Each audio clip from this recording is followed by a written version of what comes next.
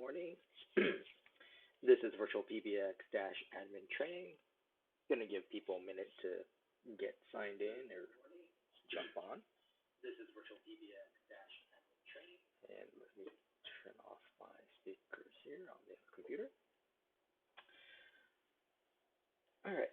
If you're a vConsole customer, we no longer do the live trainings for vConsole. You can find a recorded training on our the support pages of our website. So go to www.virtualpbx.com, mouse over support, and choose vConsole support. And if you scroll down about a third of the way down, you'll see the videos posted there. And then below the videos, you'll see the actual individual guides for various vConsole features. Likewise, for our Dash customers, we have recorded training on our Dash support pages. So similar process, just when you mouse over support, you select Dash support. And again, about a third of the way down, you'll start seeing the videos, and then you will see the various guides for the various Dash features. The guides all have screenshots as well as step-by-step instructions, just to make it easier, and in case you don't want to dig through a full hour or so video to find the topic you are searching for. All right, we're just after 10 o'clock, so let's go ahead and get started here. On the login page here, this is at dash.virtualpbx.com. It asks for your username, which is going to be your email address, a password, which should have been emailed to you, and the account name, which is typically your company name. Now, if for some reason you didn't get the email with your password, you can click on Forgot My Info, and then it's going to ask you for your email address, and then you need to either supply the account name, right, so company name, or a phone number on the account. So hopefully you know one of those two, and then it'll send click on Reset Password, and you'll get an email. Now that email, when you click the Reset Password, you'll change your password. Once you change your password, it logs you back out of the system. So you have to log back in with your new password. Just something to keep in mind. Now, most times I recommend for most people to click on the Remember Me little checkbox here, so that way they don't have to keep typing everything in. And then we'll click on Sign In.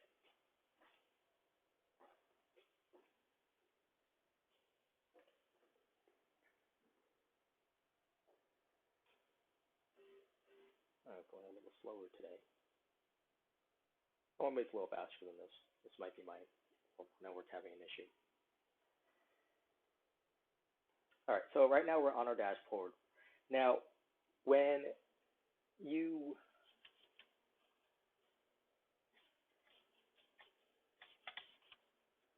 uh-oh.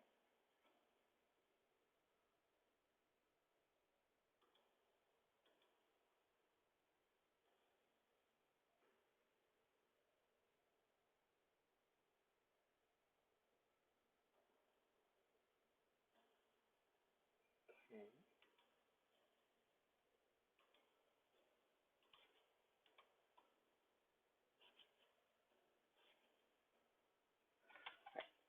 So the first time you ever log in, you'll actually be taken to a page like this.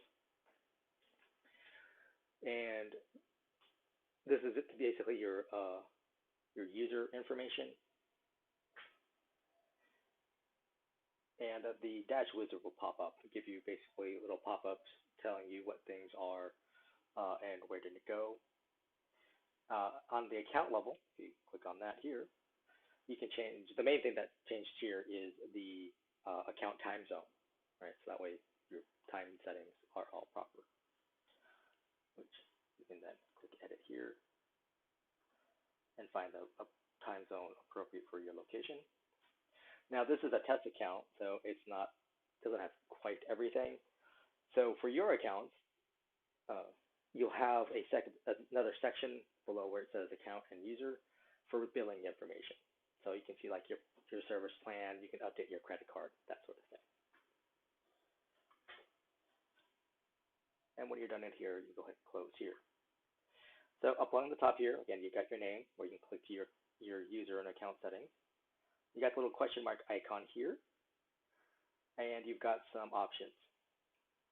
First, you've got the chat with us, which will open up a chat window so you can talk to our support team to give you help as you're going through. Over here, this is a link to the online store. So you can go into our web store, you can buy a voice phone, headset, or router, that sort of thing. Got the learn more icon here. This will take you to the support pages so you can look up specific guides that you're interested in. And occasionally there'll be a fourth one over here for the web phone, which is once you've added a web phone to your user, that's when it will show up on your next login. And we'll get into the web phone a little bit later. We got the hamburger icon here. These are some additional features that have been added to Dash. Some like ACD queues, for example, and the reports. These have fees associated with them. So I'll talk about what I recall about the fee structure as we get to those. And then lastly, we got the log out button or icon here. On the left, you've got your major Dash features. And then we've got the main dashboard itself. So total users, these are all the people on your account. Typically, they're making and receiving calls. They'll have their own features. You can give them their own phone numbers, etc. We'll get into all of that. Next up, we got total devices. Basically, these are things people use to actually take the call or make a call, right? And we've got the breakdown here. Right, cell phone, pretty self-explanatory. Web phone. Web phone's a type of soft phone. It uses Chrome or Firefox on a computer to make and receive calls. Soft phone, software application, can be on a computer, can be on a tablet, can be on a phone. Uses your internet connection to make and receive calls.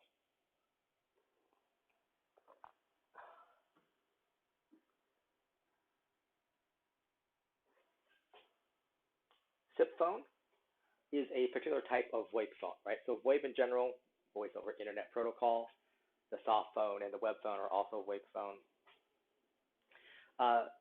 But in the case of SIP phone, this is a physical device, right? So it's a phone that sits on your desk, connects to your network to get on the internet. There are several types of VoIP phones on the market. So like you go into like your local Best Buy or electronics store, and they have VoIP phones. Just make sure it says SIP compliant, and you can make it work with us. Some are easier than others. All right, and then we got Landline, which is, again, pretty self-explanatory. Now these unregistered devices, down here at the bottom, I've got 17. This is in reference to devices that are not connected. Now, this is typically going to be for my VoIP devices. Basically, they lost connection to the internet, and the system can detect that. This can also apply to cell phone or landlines, but this is for those two, that means I actually disabled them on the account versus there's a problem with those particular devices at their location. All right. Now we got total numbers, so phone numbers on the account. Your account can have anywhere between 1 to 15 phone numbers as part of your plan price. If you go over that allotment, then you'll have a per phone number charge. I believe that's the default. I believe is $4.99 per month per phone number. So normally you've got a couple of breakdowns here. So assigned numbers, these are numbers you're using. You can also have a listing here for spare numbers. A spare number is a number on your account. So if you're over your allotment, you'd be charged for them. But you're not actually using these numbers yet, right? Whether it's because it was for a promotion that just ended and you want to stop getting calls on them or on that promotion, or it's a number like you got a sequence of numbers in order and you're like, oh, we haven't gotten to these later numbers yet, but we're going to hold on to them because we want the nice sequence of numbers. All right, and then the further breakdown is that I have here is USDID and US toll-free. So toll-free, 800 number, 888, all the way down to 833. Right, US DID, that means a local number in the United States, right? So say El Paso, Texas, you want a phone number for that area, you can do so and add it to your account. You can also have international numbers. If you're interested in international numbers, you're going to want to email our porting team at porting@virtualpbx.com. Oops, did not mean to do that. And then they'll need to know the city and country that you're interested in, and they'll let you know if something's available and if there's additional requirements. So over here we have conference bridges. This is basically letting you know that you have enabled 6 users on your account to host a conference. All right, over here to the right, we've got your main numbers. So these numbers are your main customer-facing phone numbers, right? The default numbers customers typically call to get a hold of you and your staff. These numbers all behave in the same fashion, right? So if they all go to your virtual receptionist, right, then they can enter menu options, or they'll all go to the same ring group or person or queue, what have you. If you have a greeting associated with your virtual receptionist, they'll all play the same main greeting. All right, conference number. You do have to have a conference number if you want to have users be able to host a conference.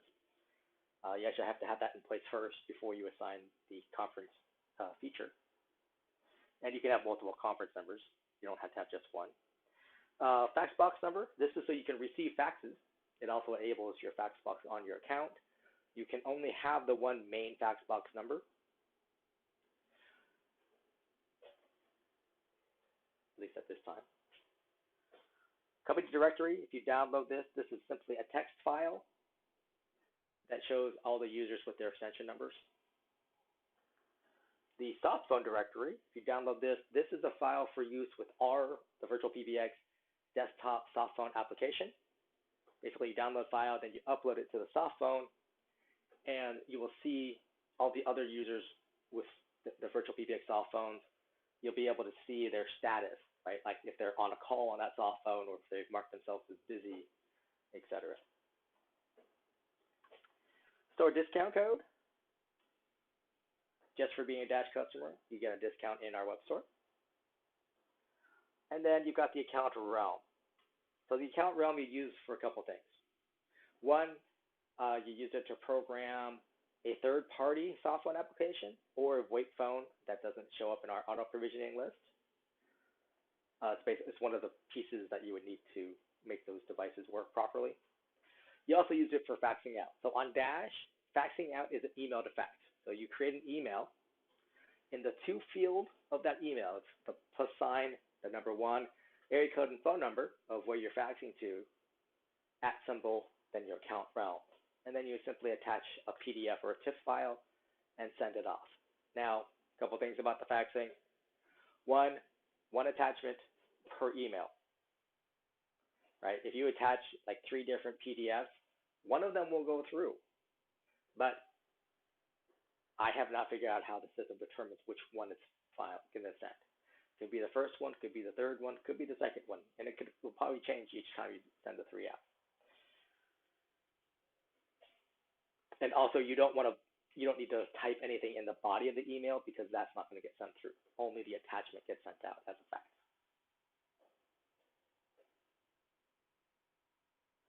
All right, up here we've got caller ID.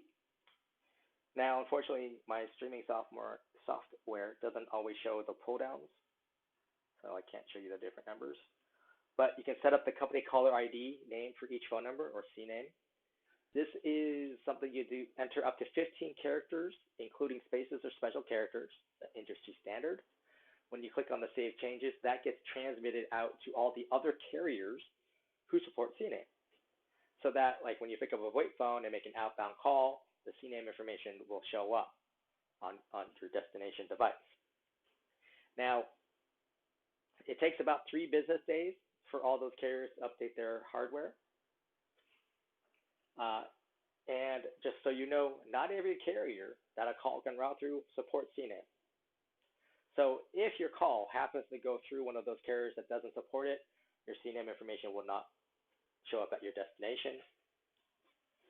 Obviously, even for the carriers who do support it, if they're having heavier than expected call volume, they may decide not to have the CNAME information go through, again, their priority is to connect the call, followed by the caller ID. Obviously, if they have an outage or a maintenance issue, that would also prevent CNAME from going through. And then lastly, if you're calling someone who actually has your phone number programmed into their device, whatever they have it programmed in as, that's going to supersede anything we send. All right, down below that, we've got the company emergency or E911 information. This will just be the address associated with your main phone numbers, i.e. your company headquarters.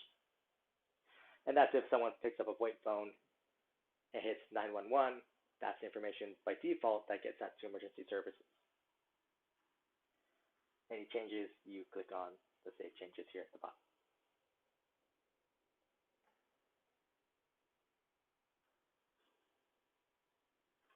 All right, hold music. So hold music on Dash is defined as after a call is actually connected to a user, and that user then presses hold on their VoIP phone.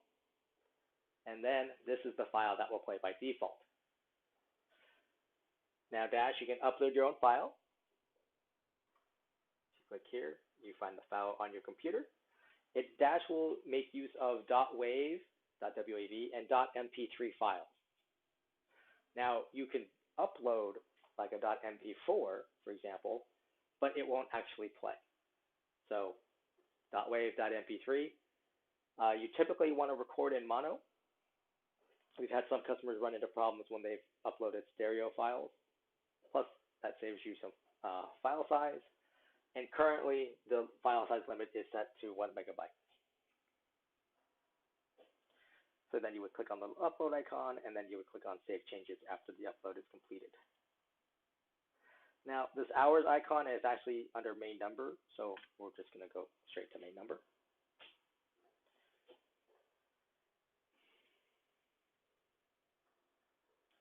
All right, so main company number, we click on here, we see all the main numbers.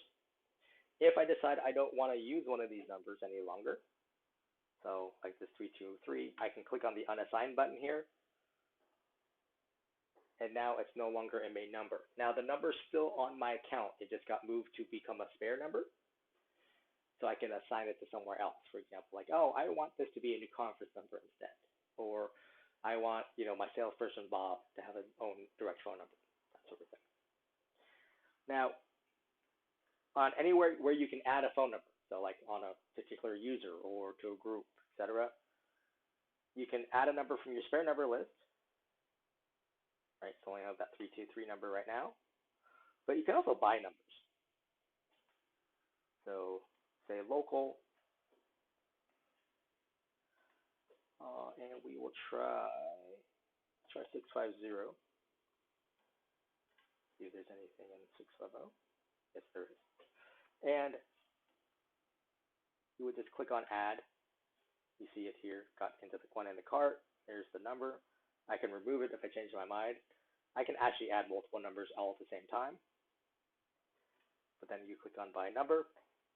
It takes a little bit to get activated and added to your account.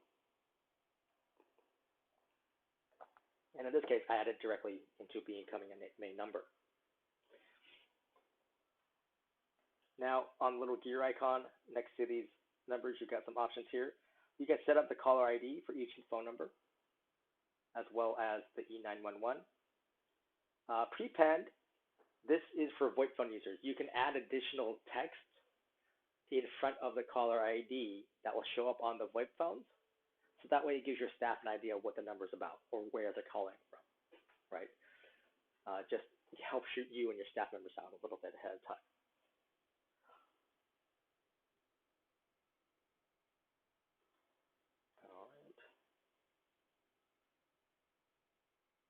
All right, office hours strategy. By default, all new accounts start off at 24-hour open office. Most people switch it to custom office hours. For each day of the week you're open, you want to put a check mark. And then in these boxes to the right, you want to establish your open hours, right? And this is in 24-hour or military time. And you just select the time from the pull down. Also down here at the bottom, You have the option here to say, hey, we're closed at lunch, right? So the whole facility shuts down for lunchtime at the same time. And again, you enter in those lunch hours from the pull down, or in this case, pull ups. Office holidays. If you're closed for holidays, you put a check mark. And then over here to the right, you click Add Holiday, and then you've got your option of single day, date range, or advanced. Single day. If you click on any of these, they create a new row over here. And then you give it a name, and then you set the month and the date. Pretty straightforward.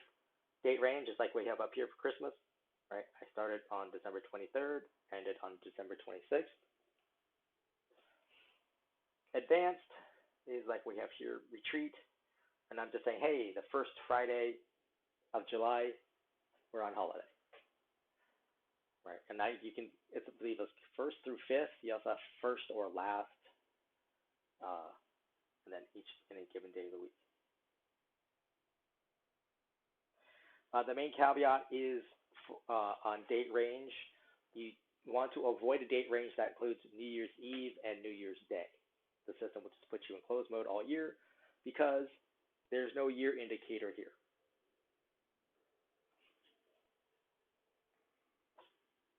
So basically, you just want to do single day for those 2 days. All right. Incoming call handling. This is the big kahuna. So all your main numbers. What do you want the system? How do you want the system to handle the calls during your open hours? These are your options. You also have after hours because I set open hours from 9 to 5, I believe. Right? Again, here are my options. And then since I said I'm closed for holidays, what do you want the system to do during your holidays? Again, same basic option. So first option, call comes in, it's going to the virtual receptionist. This is a link. We'll pop that open. So on the left, you've got your main menu, right? This is what people press on their phone to navigate through your phone system. And on the right are your greeting options.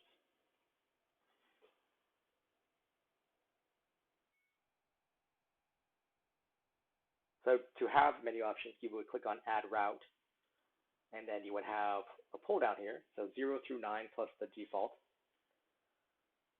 And then you say, where do I want it to go? Now, you can see here, I'm having it go, you can go to the Smart Directory, you can have it go to a specific person. I scroll down, I can have it go to a call queue. Queues, by the way, start at $15 per month for standard queues. It somewhat depends on your plan. It's like $15 or $30 for standard queues, depending on plan. Pro queues, I believe, start at $99. You can have it go to a specific device, so I can send it to like this particular cell phone, for example. I can scroll way down because I have lots of devices. I can have it play a media file, right? So you'll press option 1 to say, here are store hours. Now, the problem with the media file is that after that file ends, the call ends, says goodbye. So then the customer would have to call back in. So not typically recommended. You can have it go to a group. Group is like a department, right? So you can have like a receptionist group or like a billing department or sales team, that sort of thing. Scroll down, again, and then you can also have it go to a specific voicemail box. Right, and you got little icons to let you know, oh, voicemail, this is going to a group, this is a queue, right, it's a little headset, a person, etc. Excuse me. Now, over on your greetings, text-to-speech, you simply type in a greeting, you click update, you click save, and then save changes, and the greeting plays. It's in a computerized robotic voice. If you've never used a PBX system before, I would recommend starting off with a text-to-speech just to play around with it, to get used to it. And then once you're ready to roll, you can change it out. You can upload your own file. Again, -success.wave.mp3. You want to record in mono. You want to keep it under 1 megabyte. But then you would click update. You could choose from existing recordings. So if you already have files that you've uploaded or text-to-speech ones that you've added, or you've recorded something over the phone already, you can choose any of those that are already on the system and make use of them again. So, for example, you may have your typical main greeting you play for most of the year, but we're coming up on the holidays, so you might be having, oh, I'm going to make a specific Thanksgiving-oriented greeting, put that instead, and then when the holidays end, you go back to your normal main greeting. Recorded over the phone. Wow, you need to learn how to talk. This is based off where the system expects you to use a VoIP phone associated with the system, and this PIN number is what you need to access or start recording over the phone. Basically, you call your main number, and then you enter the PIN number, and then it'll walk you through recording over the phone. Now, if you're not using a VoIP phone, you can send in a request to support@virtualpbx.com saying, I'd like to record my main greeting from an outside line. We can then enable that for you. You just request that. When you're done, let us know so we can put the security feature back in place. You don't want someone randomly calling in and somehow figuring out your PIN and then changing your main greeting on you. Now, this PIN number is specific to this time of day. So right now, I'm in my open hours. So the PIN number only works during my open hours. If I want to change my after hours greeting, I have to make sure the system is in after hours mode and use my after hours PIN at that time to change the greeting.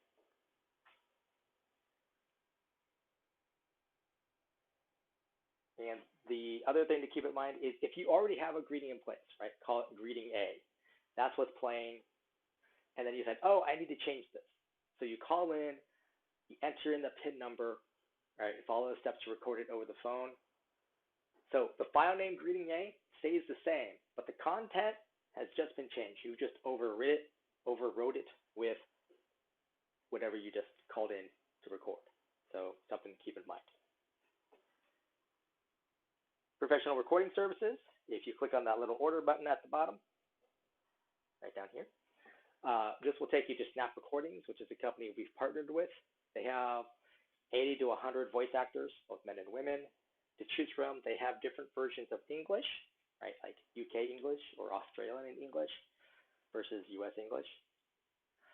They have, I believe they still have different versions of Spanish and French as well, so you can do multilingual greetings.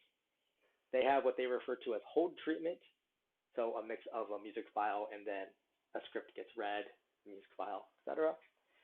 They handle their own pricing. They do their own billing. They deliver to you via email. I believe they even have like express processing, so you can get a greeting faster as well.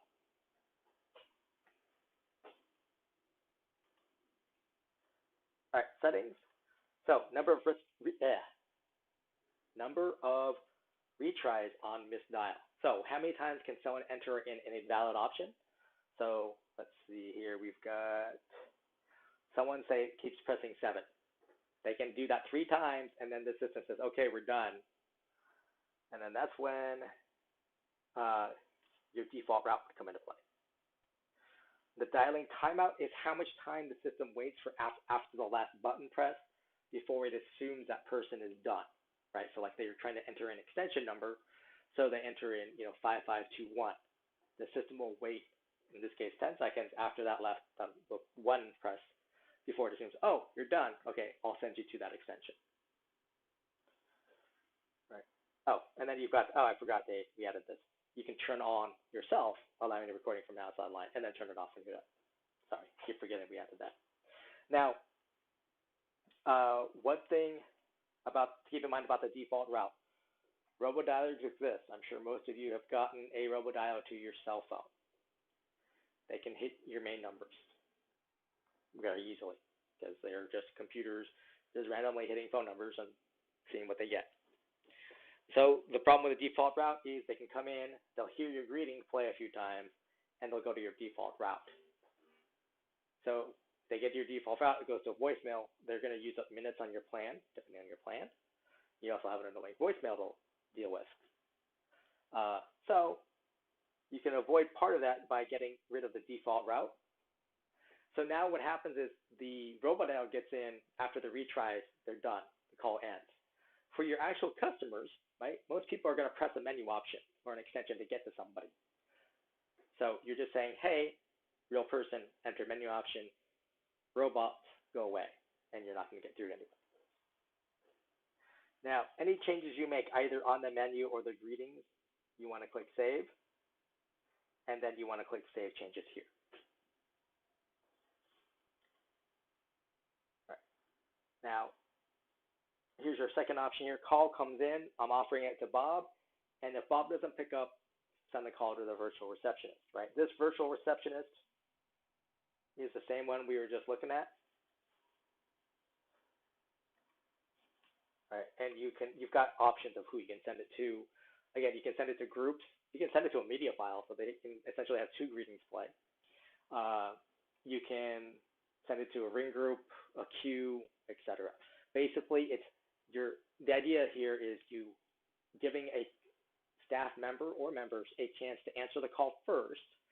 If they're not able to get it, then the call gets sent to the virtual receptionist.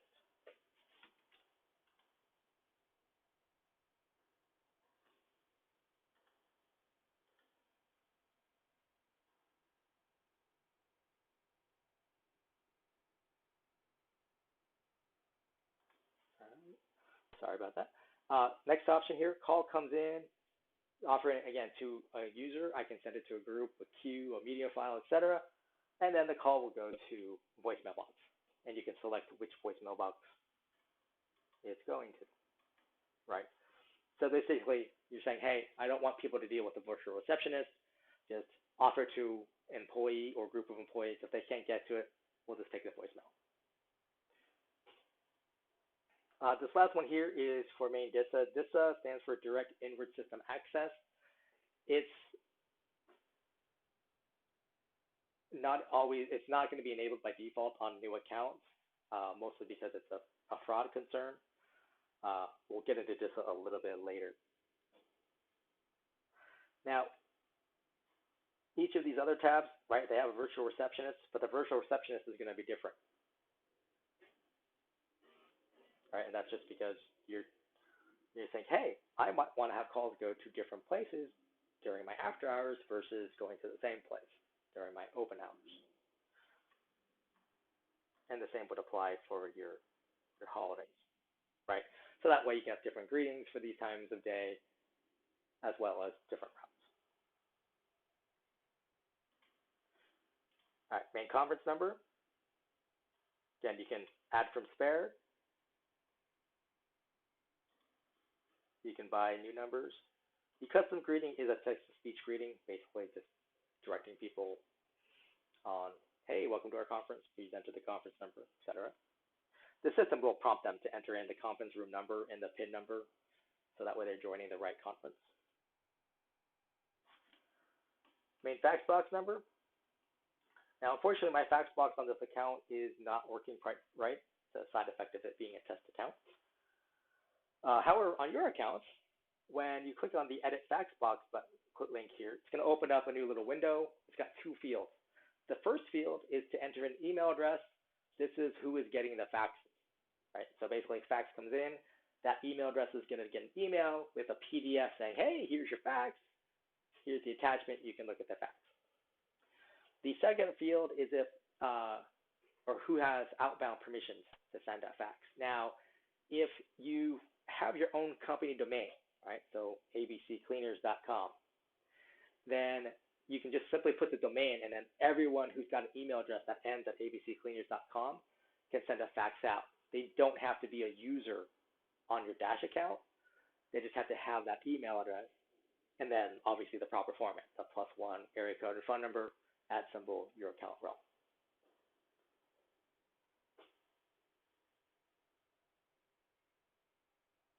Auto attendance, this is new.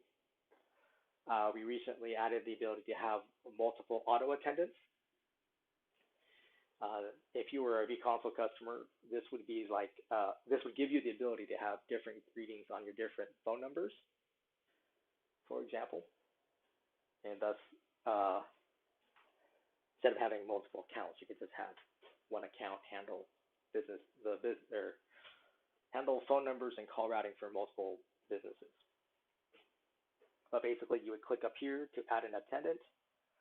You give it a name, and then you give it an extension. The extension actually allows your staff members from one company to transfer calls to the other company, right, to the other auto attendant for that other company. And then you would want to click on here to give it a name, option to delete. You need to assign a phone number because the idea here is that they each have their own greetings, right? And they can have multiple phone numbers. Extension, again, is so they can, or you or staff can transfer calls to it.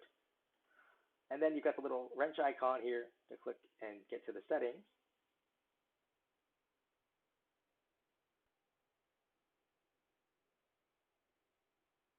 Hopefully it loads. There we go. And then you see here, I have incoming call. It's going to a virtual receptionist. That's the only option currently. And then I have the menu options here, as well as the same greeting options. They can have its own greeting and their own settings.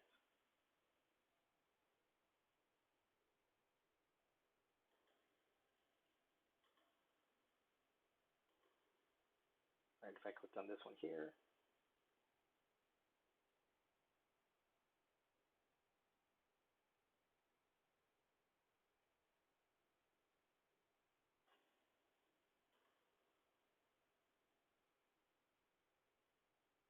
again, I've got a different set of menu options.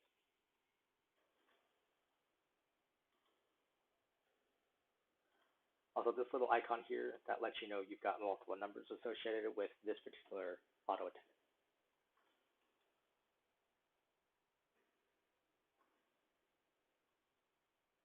All right, devices shows all the devices on the account. Green means it's connected, or as far as the system knows, we can send a call to it. Red means it's not connected, unregistered, in the case of VoIP phones. Black means it's disabled. So in the terms of cell phones or landlines, that would count as unregistered. Now, you can add devices here, and you can add them on the user. So most of them you can add right here without an issue. So like SIP phone, we'll just go right into it. So SIP stands for the Session Interface Protocol. So these manufacturers, we have what we refer to, or support what we refer to as auto provisioning. You find your manufacturer, you find your model, and then the system's going to ask you for, give it a name, so Bob's phone, and then the MAC address. Each phone has its own MAC address, usually a sticker on the back of the phone, could be on the box that the phone came in, and normally through like the menu under status or general setting, you can also find the MAC address that way. And then you would click on Create Device. Now, in Dash, once you click on Create Device on the dashboard, that's all you need. Fortunately, that's not all you actually have to do. So you have to go into the phone's web user interface, and you need to enter in a URL. That's like t3.zswitch.org, I believe. Basically telling the phone, hey, guy on the internet, go to this web page. The web page says, hey, what's your MAC address? Matches it to your account. So here's your config file. Your phone's going to reboot a couple times, and then it's ready to work. Now, the specific steps and what to look for on your screen, that's in a guide on our website under support. You're looking for the guide called Auto Provisioning Phones.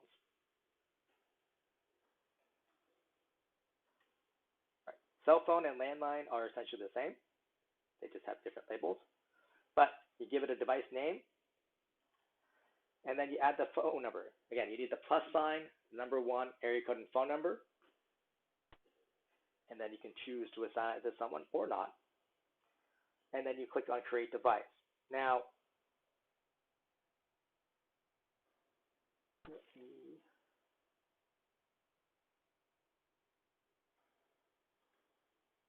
we'll click on this one here. go to the advanced options. Okay. So this is by default how a cell phone or a landline looks under their advanced options. So when Dash sends a call to a cell phone or landline, right, that phone will ring, you'll pick up.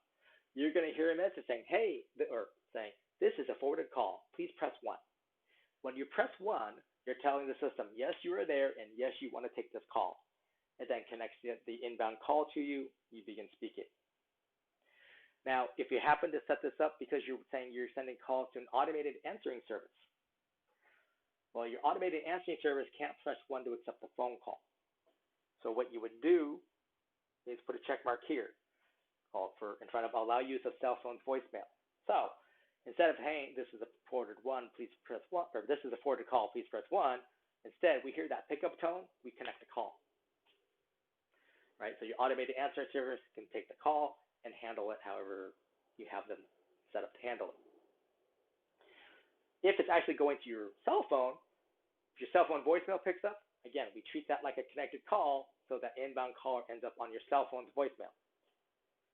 Some people, that's how they want it. Other people think, no, I don't want that.